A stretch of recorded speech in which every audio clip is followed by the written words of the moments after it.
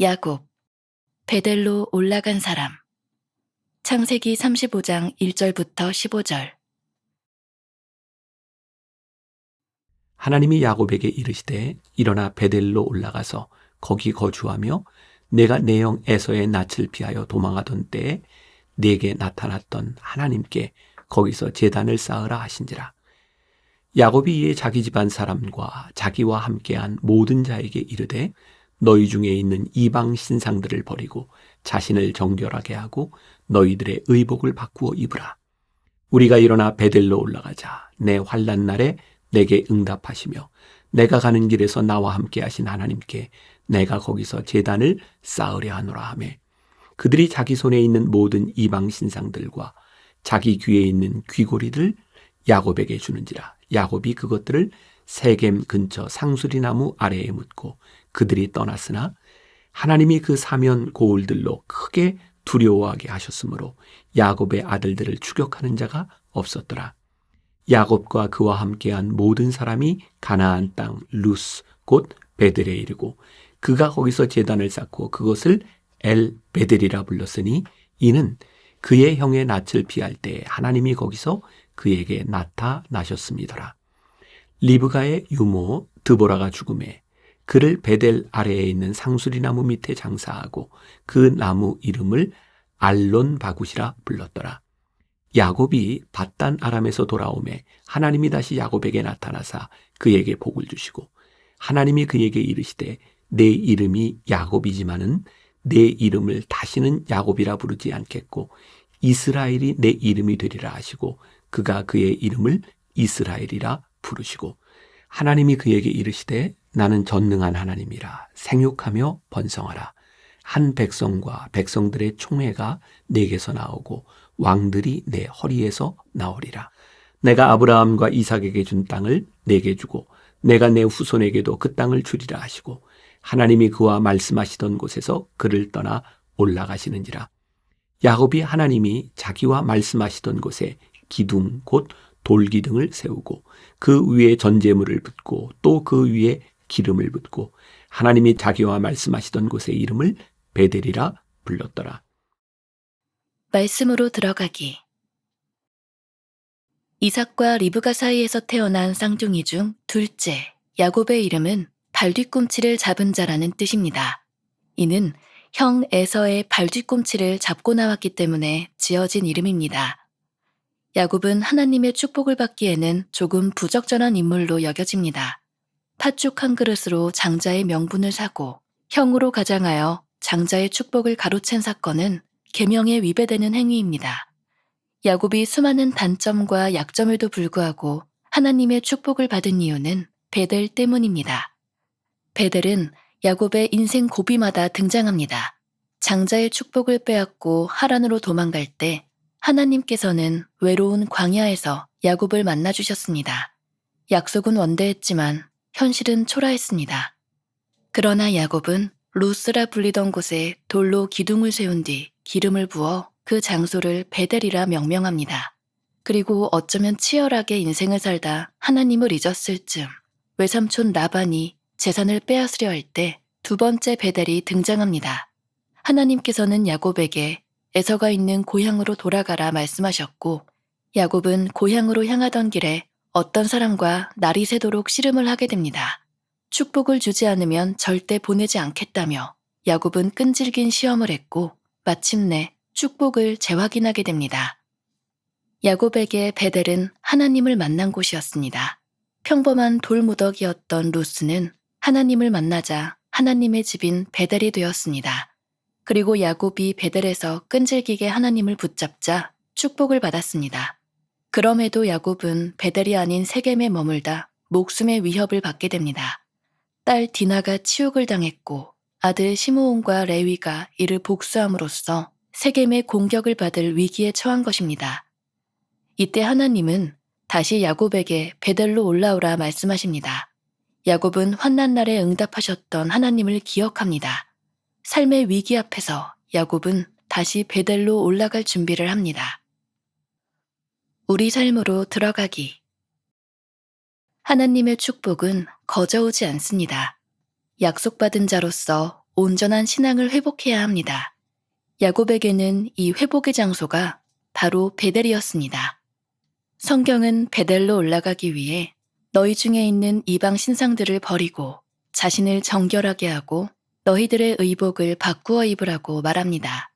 우리는 먼저 이방 신상을 버려야 합니다.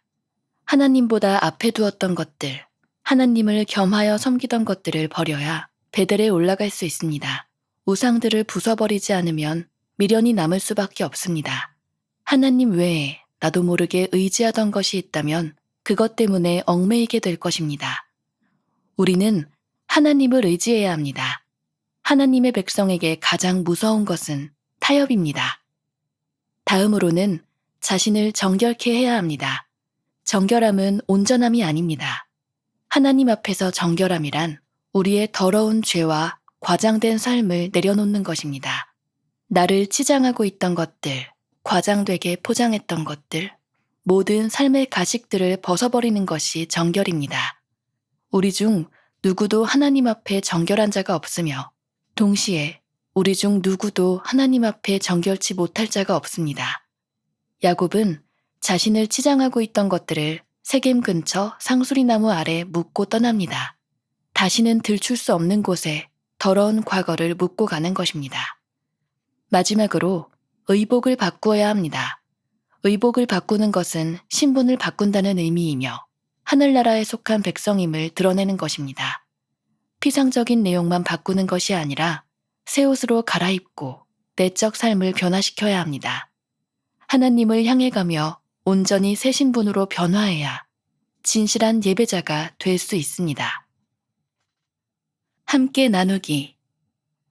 오늘의 말씀을 묵상하며 가장 마음에 와닿은 부분을 나눠보세요. 하나님의 뜻을 알기 위해 끈질긴 씨름을 해본 적이 있다면 나눠보세요. 베델에 올라가기 위해 내가 내려놓아야 할 것은 무엇입니까? 한 주간 잘 지내셨나요? 벌써 새해를 맞이하고 두 번째 주간을 맞이하고 있습니다. 여러분들에게 지난주 위클리 묵상을 통해서 잠깐 이렇게 안내를 드렸죠. 매주 첫날은 성경에 나오는 인물들의 이야기를 가지고 주간 묵상을 하고 이 묵상집은 우리들이 소그룹 공동체에서 잘 활용한다. 그리고 화요일부터 시작해서 여러분들이 6일 동안 성경을 통독해 가고 있습니다. 벌써 제가 4년째 이 코로나 시작되면서부터 아침 묵상을 하고 있는데 이게 묵상하는 걸 지속적으로 하는 게 참 힘들구나라는 생각을 합니다. 1월 중순까지 잘 묵상을 따라오던 분들이 성경 통독을 따라오던 분들이 채 한 달이 지나지 않아 반 정도 이렇게 떨어져 나가는 사람들을 보게 됩니다. 그만큼 지속적으로 우리들이 무언가를 한다는 것이 힘들다는 거죠. 그래서 우리들이 흔히 느헤미야의 이야기를 하면서 한 사람의 습관이 만들어지기까지는 21일의 시간이 걸린다 이렇게 얘기를 하기도 합니다. 한번 이번 기회에 여러분들이 좋은 이런 묵상의 습관을 들이면 좋겠다는 생각이 듭니다. 자, 아브라함부터 우리들이 성경 인물에 대한 이야기를 쭉 나누고 있지만 성경에 나오는 모든 인물들을 다룰 수는 없습니다. 그래서 오늘도 중간에 이삭이라고 하는 인물을 이렇게 건너뛰고 오늘 야곱으로 나아가게 됩니다. 오늘 말씀의 제목은 베델로 올라간 사람. 여러분들에게 야곱하면 어떤 이미지 혹은 어떤 지명, 어떤 사건이 떠오르는지 모르겠지만 오늘 우리는 야곱이라고 하는 인물을 통해서 그가 베델로 올라간 사람이었다라고 하는 이 부분에만 초점을 두고 말씀을 함께 나누어 보려고 합니다. 자, 말씀을 들어가기 전에 게리 토마스의 책에 보면 잔느 귀용이 한 기도의 경험에 대한 이야기를 이렇게 표현을 하고 있습니다. 제가 좀 읽어드릴게요. 그분께 나아갈 때는 연약한 아이처럼 가라. 온통 때가 묻고 상처투성이인 아이, 연거푸 넘어져서 다친 아이처럼 가라. 혼자서는 전혀 무력한 사람으로 주님께 가라. 그리고 깨끗하게 할 능력이 없는 사람으로 그분께 가라. 당신의 딱한 상태를 아버지의 눈앞에 겸손히 내려놓으라. 제가 왜 오늘 이 기도의 자세에 대해서 이 이야기를 하고 있는가? 야곱을 보면 그런 생각이 들어요. 베델로 올라갔던 사람. 처음 야곱이 베델로 올라갔던 때 아버지와 그의 형 에서를 속이고 저기 삼촌 라반의 집으로 피난을 가던 때, 루스라고 하는 곳에 이르렀을 때 황량한 곳에, 추운 곳에서 그가 사닥다리에 오르락내리락 하는 천사의 모습을 보고 하나님을 만나고 거기에 제단을 쌓고 베델이라, 하나님의 집이라, 이렇게 이야기를 하죠. 야곱의 인생을 보면 그의 인생에 가장 힘들고 어려웠던 때, 그의 인생의 가장 밑바닥에서 하나님을 만나는 사람이었다는 생각이 듭니다. 아니, 그의 인생의 가장 밑바닥에서 베델을 경험한 사람이었다는 생각이 들어요. 이번 한 주간을 지나는 동안 여러분들에게 드리고 싶은 도전이 있습니다. 여러분들이 지금 어디에 있느냐, 그것이 문제가 아니라 여러분들이 어디에 있든 여러분들이 있는 곳을 베델로 만들 수 있다면, 베델로 올라가는 사람이 될 수 있다면 여러분들도 야곱과 같은 믿음의 사람이 될 수 있다는 것이죠. 야곱의 인생에 여러 가지 어려움들이 있죠. 그가 야복나루를 건너며 그의 형을 만나러 갈 때 환도뼈가 부러질 때까지 하나님의 사람과 씨름하였던 그의 이야기. 그의 삶을 가장 치열하게 만들었던 때는 그의 힘으로 그의 삶을 어떻게 컨트롤할 수 없는 상황에서 그는 가장 치열하게 하나님과 싸움했던 것 같아요. 여기에서 싸움이라고 하는 것은 우리들이 이야기하는 그런 인간적인 싸움이 아니죠. 하나님, 저를 축복해 주시지 아니하면 제가 하나님을 놓지 못하겠습니다. 치열하게 하나님을 붙잡았던 그런 싸움을 이야기하는 것이죠. 또 야곱이 그의 자녀들과 아내들을 다 데리고 고향으로 돌아왔을 때 그가 세겜에 머물다가 인생의 굉장히 위험한 위기를 한 번 더 경험하게 되죠. 그의 딸 디나가 치욕을 당하고 세겜의 아들들에게, 그리고 그로 인하여 시므온과 레위가 그 세겜 족속들을 다 쳐 죽이고, 그리고 그 지역에 있는 사람들에게 죽임을 당할 그런 어려움 가운데서 하나님은 야곱에게 다시 베델로 올라가라고 말씀하세요. 베델의 인생의 회복은 늘 베델에서 있었던 것을 보게 됩니다. 사랑하는 여러분, 여러분들의 베델은 어디일까요? 여러분들이 회복해야 될 영적 베델은 어디일까요? 오늘 이것을 생각하고 이것을 여러분들 공동체에서 나눌 수 있다면 여러분들에게 참 복된 시간이 될 수 있으리라는 생각이 들어요. 자, 우리의 삶으로 들어가기 편해 보면 창세기 35장 2절 말씀이 나와 있어요. 하나님께서 야곱에게 베델로 가라라고 말씀하실 때 베델로 올라가기 위해서 이렇게 말씀합니다. 너희 중에 있는 이방 신상들을 버리고 자신을 정결하게 하고 너희들의 의복을 바꾸어 입으라. 베델로 올라가는데 그냥 육신의 모습인 우리들이 그냥 베델로 올라가는 것이 아니라 베델로 올라가기 위하여 우리들이 해야 될 일이 무엇인가를 세 가지로 이야기해 주고 있어요. 야곱에게 말씀하셨던 이 세 가지가 여러분들의 삶에서 적용한다면 어떤 내용이 될 것인가를 여러분들이 깊이 생각할 수 있으면 좋겠다는 생각입니다. 자, 여러분들 책을 보세요. 첫 번째, 우리는 먼저 이방 신상을 버려야 합니다 라고 되어 있어요. 야곱이요, 외삼촌 라반의 집을 떠나올 때에 사람들만 온 것이 아니라 그들이 섬기고 있었던 우상도 같이 가지고 왔어요. 하나님께서 말씀하십니다. 야곱을 통하여 가족들에게 너희들이 가지고 왔던 이방 신상을 다 버려라. 이방 신상이 무엇일까요? 성경은 우상 숭배를 아주 명확하게 이야기합니다. 하나님보다 더 귀하게 여기는 것, 그것이 우상이다. 가만히 묵상해 보세요. 지금 여러분들에게 가장 중요한 것이 무엇인가? 여러분들의 인생에 한 가지만을 선택해야 된다면 여러분들은 무엇을 선택할 것인가? 성경은 명확하게 우리들에게 이야기합니다. 오늘 여러분들이 선택하는 그것이 하나님 이외에 다른 것이 된다면 그것 우상입니다. 우리들이 귀하게 여기고 있는 것들, 우리의 자식, 우리의 건강, 우리의 가정, 우리의 직업 이런 것들이 중요하지 않다는 것이 아니에요. 그것이 여러분들에게 우상이 되지 않도록 하십시오.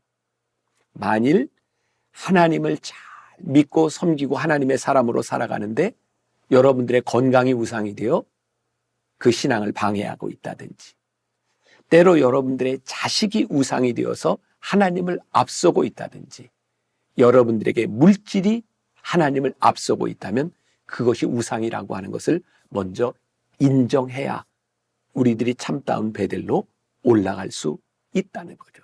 두 번째로, 자신을 정결하게 해야 한다. 정결하게 한다고 하는 것은 무엇일까요? 아마 그런 표현도 맞을 것 같아요. 하나님 앞에 우리를 포장했던 모든 것들, 하나님 앞에 가리워졌던 모든 것들을 벗겨내는 것이 하나님 앞에 정결함이 아닐까. 과대 포장되었던 나를 벗겨내는 것이 정결함이 아닐까. 아니, 이 정결함이라고 하는 것은 무엇인지 모르지만 하나님과 우리들 사이를 가로막고 있는 그런 차단막 같은 것이 있다면 그것을 걷어내야 우리들이 정결하게 될 수 있다는 의미가 아닐까요? 우리들이 오늘 베들로 올라갈 때 우리들이 정결하게 해야 되는 것이 무엇인지를 생각해 보아라. 세 번째, 의복을 바꾸어야 한다. 이 당시의 의복을 이야기하는 것과 오늘 우리들이 의복을 이야기하는 것하고는 조금 뉘앙스의 차이가 있을 것 같아요. 당시에는 어떤 의복을 입느냐에 따라 명확한 신분이 드러나요. 그 사람이 어떤 사람인지가 드러나게 되는 거죠. 어떤 의복을 입느냐에 따라 이 사람이 이방인인지 그렇지 않은지가 구별이 돼요. 어떤 의복을 입고 있느냐가 그 사람이 어디에 있어야 될 자리인지를 분명히 드러내게 되는 거죠. 의복을 바꾸어라. 이게 무슨 말일까요? 저 외삼촌 라반의 집에서 우상을 섬기고 있었던 너희들의 모습을 바꾸라는 거예요. 거기에서 입었던 너희들의 습관들을 바꾸라는 거예요. 우리들이 베델로 올라간다고 하면서 우리의 습관, 우리들의 삶이 바뀌지 않는다면 베델로 올라가도 아무 소용이 없을지 몰라요. 매스컴에서 많이 나왔기 때문에 제가 거론해도 될 것 같아요.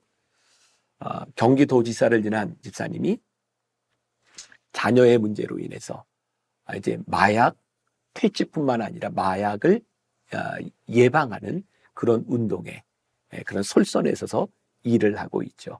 집사님과 함께 이야기를 나누면서 그 아들에 대한 이야기도, 그리고 이 대한민국 이 땅에 살고 있는 젊은이들 이 마약에 대한 문제도 이야기를 하면서 제일 심각한 것 중에 하나가 뭔가 봤더니 우리가 자기도 모르는 사이에 마약을 많이 접할 수 있다는 것과 마약을 끊는 것이 얼마나 힘든지, 웬만한 각오가 아니면 마약을 끊어도 다시 그 생활로 돌아간다는 거예요.